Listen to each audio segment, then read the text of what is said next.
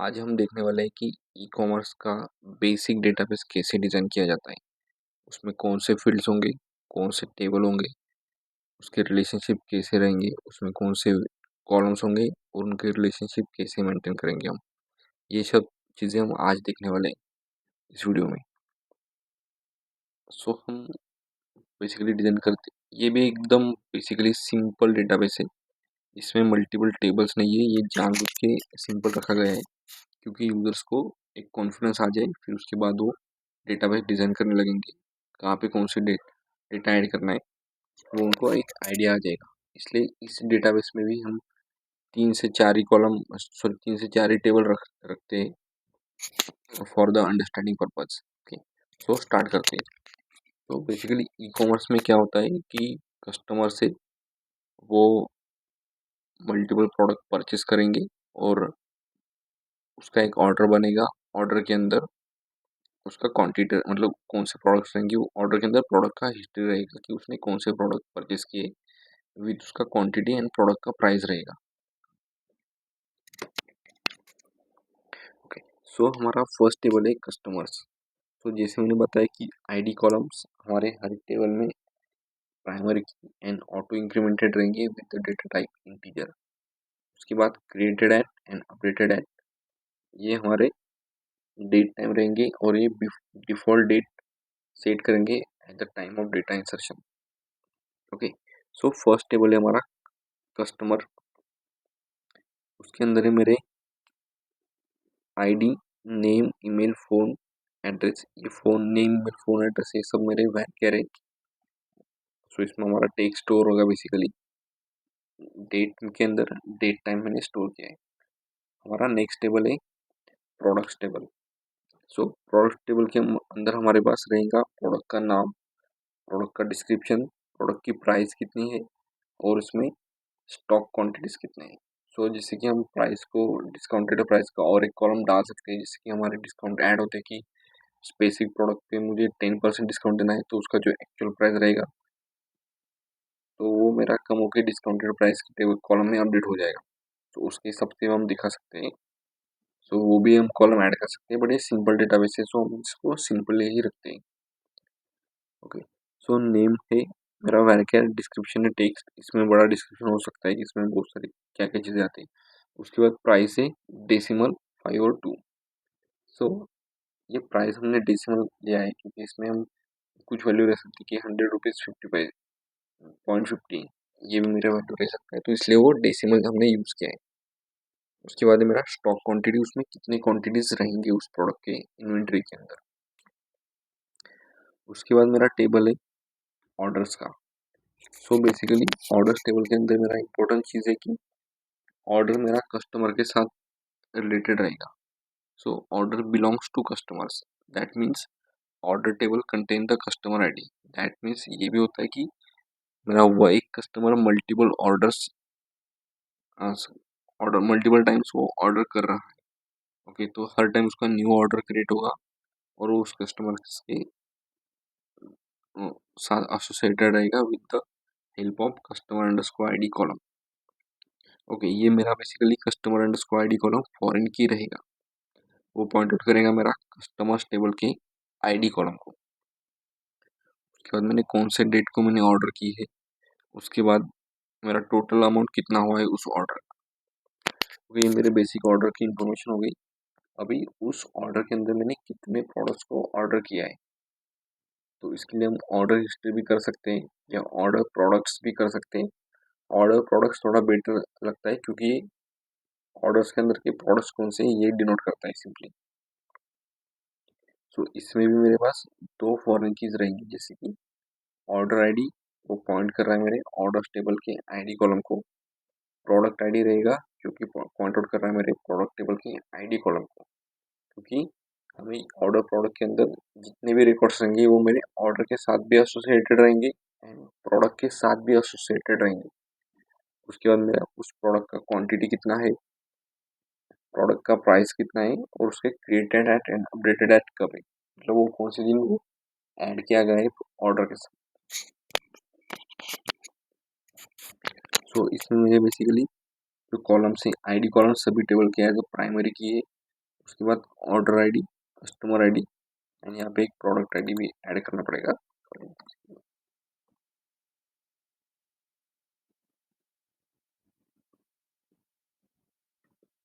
तो ये तीनों मेरे फॉरेन कीज है।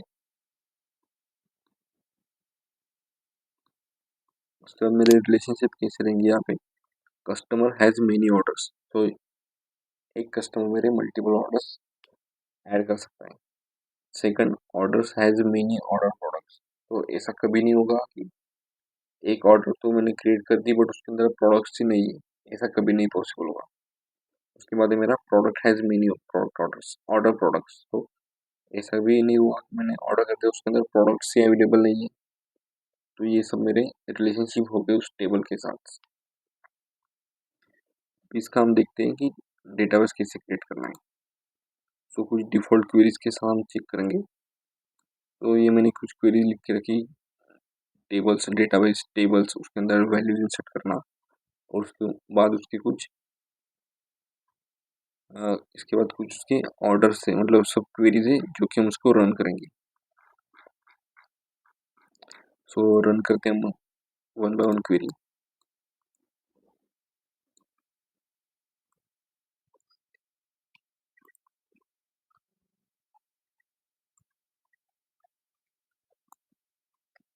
अभी हम क्रिएट कर रहे हैं कस्टमर्स टेबल, उसके बाद उसके अंदर वैल्यूज इंसर्ट कर लेंगे। कुछ हमारे वैल्यूज भी इंसर्ट हो गए। अगर हमें देखना है तो हम यहाँ से देख सकते हैं उसको, उसके अंदर केस सक्सेसफुल एग्जीक्यूट हुआ या नहीं। यस, ये हमारा डेटा सेट हो गया यहाँ पे। उसके बाद मैं क्रिएट करूंगा कि प्रोडक्ट्स टेबल, और उसकी वैल्यूज भी इंसर्ट करूंगा।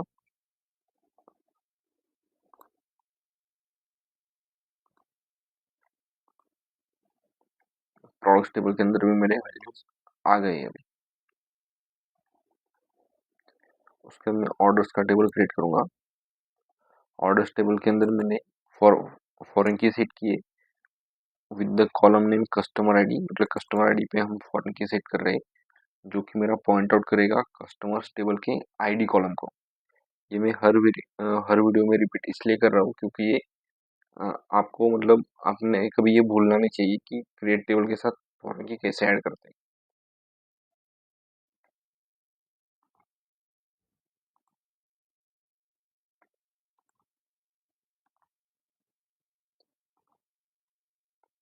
मेरा ऑर्डर्स का टेबल भी क्रिएट हो गया।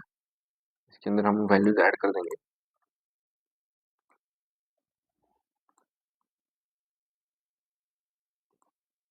मेरी वैल्यूज भी ऐड हो गए यहाँ पे। फिर मैं कर रहा हूँ कि ऑर्डर प्रोडक्ट्स,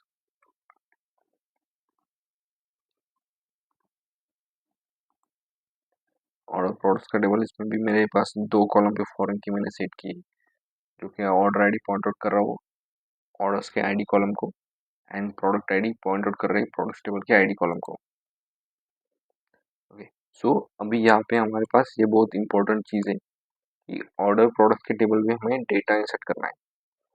तो इसमें हम अगर देखेंगे कि insert into order products order ID, अभी अगर इस क्वेरी में हम देखेंगे तो इसमें मेरा ऑर्डर आईडी सेम ही है, बट मेरे प्रोडक्ट आईडी अलग अलग है। जैसे कि मेरा ऑर्डर आईडी का देखेंगे, फर्स्ट कॉलम मेरा, फर्स्ट वैल्यू मेरा सेम है। उसके बाद मेरा प्रोडक्ट आईडी, उसमें अलग अलग प्रोडक्ट आईडी, क्योंकि मैंने दो डिफरेंट प्रोडक्ट परचेस किए हैं, फर्स्ट और यहाँ पे सेकंड। उसके बाद इसका क्वांटिटी है 1 और 2, और उसका आइटम का प्राइस है, क्या प्राइस है वो हमने यहाँ पे ऐड कर दिया है। जैसे कि अगर हम सेकंड का अगर देखते हैं, सेकंड प्रोडक्ट आईडी, तो इसका शूज़ का है सेकंड प्रोडक्ट, उसका प्राइस है 300, तो हमने यहाँ पे 300 ऐड कर दिया है। यहाँ पे हमने एक्चुअली इसका एक ही क्वांटिटी ले, इसलिए 300 है। ठीक है, तो हम इसको वन बाय वन एग्जीक्यूट करते हैं। सेकंड टाइम मैंने, सेकंड यूजर ने जो ऑर्डर किया है वो मेरा दो ऑर्डर है, और उसमें अंदर मेरा मल्टीपल प्रोडक्ट्स है।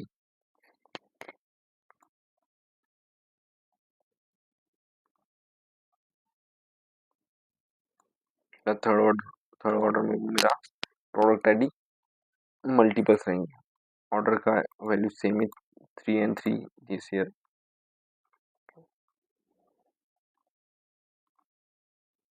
अगर अब ये हम ऑर्डर प्रोडक्ट्स को देखेंगे तो यहाँ पे मेरा मल्टीपल चीज़ें क्रिएट होगी।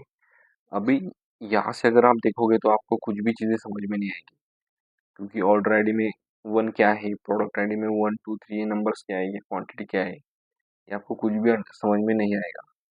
तो इसके लिए हम क्या करते हैं कि इसका भी इस पे हम क्वेरीज रन करेंगे, तो इससे आपको प्रॉपर आइडिया आ जाएगा। सो तो हमारा फर्स्ट क्वेरी है get users who made at least 1 order.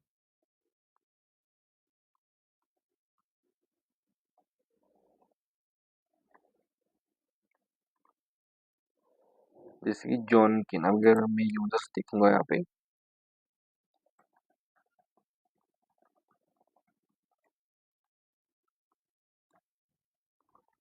तो मेरे पास 3 कस्टमर्स हैं। जैसे कि जॉर्ज है, जॉर्ज ने अभी तक कोई भी ऑर्डर नहीं किया है। ओके, तो ये मेरे जॉन एंड केन, ये 2 यूजर्स ने अभी तक ऑर्डर्स किए हैं, इसलिए 2 ही आ रहे हैं। यहाँ पे हमने इसके लिए इनर यूज किया है। बेसिकली इनर जो है मैचिंग डेटा को ही फेच करता है फ्रॉम दैट 2 टेबल्स। नेक्स्ट है हमारा, नेक्स्ट क्वेरी हमारा get users and his orders count. तो यहाँ पे हम कस्टमर्स ले रहे हैं और उसमें हर कस्टमर ने कितने ऑर्डर्स किए हैं अभी तक। तो इसके लिए हमें सभी कस्टमर्स लेने हैं, तो हमें लेब जोन यूज़ करना पड़ेगा, क्योंकि हमारे जो थर्ड यूज़र है जॉन, उसने अभी तक कोई भी ऑर्डर नहीं किया क्रिएट किया है, तो इसकी वजह से वो 0 काउंट देगा। उसके बाद हम काउंट कर रहे हैं एग्रीगेट फंक्शन है, तो हमें order by sorry aggregate function है, तो एग्रीगेट फंक्शन काउंट तो हमें ग्रुप बाय यूज़ करना मस्ट है। तो देखो यहाँ पे जॉन यूज़र ने 2 ऑर्डर्स किए, केन ने 1 ऑर्डर किया, दैट्स इट। तो थर्ड क्वेरी है हमारा get users and his orders with product count. Users his order dates and his count total products. हर प्रोडक्ट ऑर्डर्स के अंदर इसमें कितने प्रोडक्ट्स हैं। जैसे कि जॉन ने मेरा फर्स्ट ऑर्डर किया, उसमें टोटल 2 प्रोडक्ट्स हैं। केन ने मेरे 3 ऑर्डर सेकंड ऑर्डर किया, उसमें 3 प्रोडक्ट हैं। उसके बाद मैंने जॉन ने और एक ऑर्डर किया थर्ड नंबर का, उसमें 2 प्रोडक्ट्स हैं। सो इसमें मैं बेसिकली 3 टेबल्स पे जॉइन लग रहा हूँ, customers and orders and then order products. मतलब पहला जॉइन लगेगा हमारा कस्टमर एंड ऑर्डर्स के बीच, उसका जो रिजल्ट रहेगा उसके अंदर। उसके बाद में थर्ड टेबल पे जॉइन लगा रहा हूँ ऑर्डर प्रोडक्ट्स के अंदर, जिसमें मेरा ऑर्डर आईडी के साथ क्वेरी रहे कंडीशन रहेगा। उसके बाद मैं उसको ग्रुपिंग कर रहा हूँ order products dot order ID, and उसी को मैं काउंट कर रहा हूँ कितने प्रोडक्ट्स है उसके अंदर। और उसके बाद में उसको मैंने ऑर्डर किया है ऑर्डर डेट डिसेंडिंग, कौन से डेट को ऑर्डर हुआ है। सो ये हो गया हमारी क्वेरी, जिसमें हम पेज करें कि कस्टमर का डिटेल, उसने कितने ऑर्डर्स किए हैं और उसने ऑर्डर के अंदर कितने प्रोडक्ट्स हैं।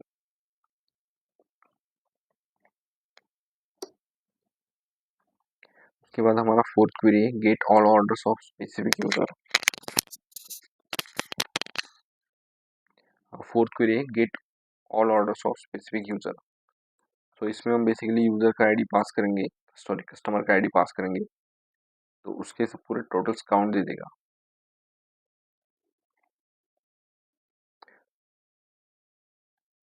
हाँ, तो यहाँ पे हमने उस ऑर्डर के काउंट्स कितने ऑर्डर्स किए उस यूजर ने। यहाँ पे अगर आप देखोगे कस्टमर आईडी मेरा 1 है, तो कस्टमर आईडी के कॉलम में मेरे 1 ही आ रहा है, कि मतलब इस यूजर ने अभी तक 2 ऑर्डर्स किए। हमारा नेक्स्ट क्वेरी है get all orders of specific users और customers with product count in each order. जैसे कि ये है मेरा, ये क्वेरी मेरा सेम ही काम कर रहा है, बट इसमें क्या है कि मैं काउंट कर रहा हूँ ऑर्डर प्रोडक्ट्स के अंदर से कितने प्रोडक्ट है हर ऑर्डर के अंदर। तो मेरे सेकंड ऑर्डर है, उसके अंदर मेरे 3 प्रोडक्ट्स हैं। मैंने यहाँ पे सॉरी कस्टमर, दो सेकंड कस्टमर को पास किया है। सेकंड कस्टमर मेरा केन है, उसकी वजह से इसका एक ही रिकॉर्ड रिटर्न हुआ है। इसमें अगर हम 1 करते हैं तो मेरे 2 आएंगे, और दोनों में मैंने 2 प्रोडक्ट्स ऑर्डर किए। नेक्स्ट क्वेरी है gate user customer and his specific order with product content in that order.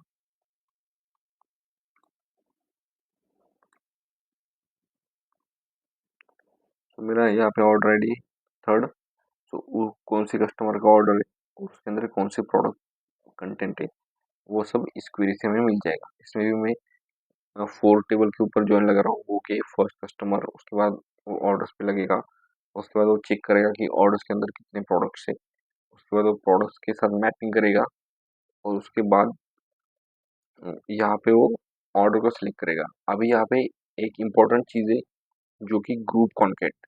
तो एक्चुअली ये चीज़ इसलिए, ये एक फंक्शन है, ये इसलिए यूज़ होता है, ये एक्चुअली एग्रीगेट फंक्शन नहीं है, पहले तो ये बात नोटिस कर लो। सेकंड थिंग है, ये ग्रुप कॉन्टैक्ट फंक्शन क्या करता है कि मेरे जितने भी प्रोडक्ट्स है इस ऑर्डर के अंदर के, तो यहाँ पे क्या हो रहा है कि मेरा जो लास्ट जॉइन है ऑर्डर प्रोडक्ट्स एंड प्रोडक्ट्स के बीच में, तो यहाँ पे क्या हो रहा है कि ईच ऑर्डर प्रोडक्ट्स के साथ कितने, उसके साथ की जो भी प्रोडक्ट नेम एसोसिएटेड है वो मेरे यहाँ पे कॉमा सेपरेटेड आ जाएंगे। जैसे कि मैंने अभी यहाँ पे ऑर्डर 3 दिया तो मेरे 2 प्रोडक्ट्स आ गए, मैं यहाँ पे 2 दूंगा तो मेरे 3 प्रोडक्ट्स आ गए। यहाँ पे अगर मैं 1 देता हूँ तो ये मेरे ग्रुप कॉन्टैक्ट की वजह से मेरे ये चेंज हो जाएंगे, तो ये मेरे शूज हैं। तो ऐसे ही वर्क होता है, मतलब ये ग्रुप कॉन्टैक्ट बेसिकली हमें कॉमा सेपरेटेड वैल्यू रिटर्न करेगा। उसके बाद मेरा नेक्स्ट क्वेरी है, get all product in specific order with his quantity and price.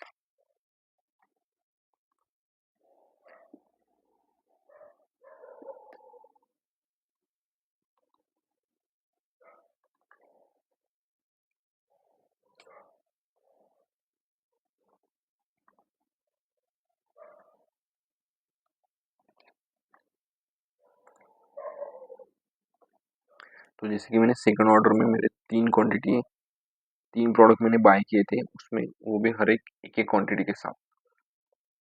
सो ये मेरा क्वेरी था, उसके उससे हम फेच कर सकते हैं। उसके बाद ये मेरा get all users who never order anything. ये सेम ही क्वेरी है, ये इसलिए मैं हर वीडियो के अंदर ऐड कर रहा हूँ because most of the time interviewer ये पूछते हैं कि मुझे ऐसे रिकॉर्ड्स फेच करने हैं जिसका कोई भी मैचिंग रिकॉर्ड राइट टेबल के अंदर प्रेजेंट नहीं है। तो इस केस में आपको सभी लेफ्ट जॉइन यूज करना है। सो लेफ्ट जॉइन बेसिकली क्या करेगा, मेरे जो लेफ्ट टेबल है उसमें से सभी डेटा फेच करेगा। सो दिस क्वेरी के अंदर मेरे पास कस्टमर्स जो टेबल है वो मेरा लेफ्ट टेबल है, एंड ऑर्डर्स का जो टेबल है वो मेरा राइट टेबल है। तो जब हम लेफ्ट जॉइन यूज करेंगे तो कस्टमर्स टेबल के मेरे पास सभी रिकॉर्ड्स आ जाएंगे, और ऑर्डर्स टेबल के साथ सिर्फ मैचिंग रिकॉर्ड्स आएंगे। सो इसमें से भी क्या हो रहा है कि मैंने लेफ्ट जॉइन तो लगा लिया यहाँ पे, बट मुझे ये चेक करना है कि इसमें ऐसे यूजर्स लेना है कि जिसका कस्टमर आईडी नल हो। सो मेरे पास जो भी ऑर्डर्स रहेंगे, अभी मेरे पास ऐसा कोई भी ऑर्डर नहीं रहेगा कि जिसके अंदर मेरे पास कस्टमर आईडी नहीं है, मतलब ऑर्डर है बट उसका कस्टमर आईडी ब्लैंक है। तो ये क्या करेगा बेसिकली, जब भी मेरा कस्टमर आईडी नल है वो सभी कस्टमर को फेच कर लेगा। सो ये क्वेरी बहुत ही इंपॉर्टेंट है इंटरव्यू के पर्सपेक्टिव से। सो आप इसको एक ठीक से अंडरस्टैंड कर लें। सो ऐसे हमारे सब क्वेरीज है, 7-8 क्वेरीज है। सो ये आप वीडियो देख के एग्जीक्यूट कर सकते हो और आप खुद भी प्रैक्टिस कर सकते हो, इससे आपका थोड़ा स्किल्स इंप्रूव होगा। So thank you guys, thank you for watching the video. Please like, share and subscribe to the channel for more content.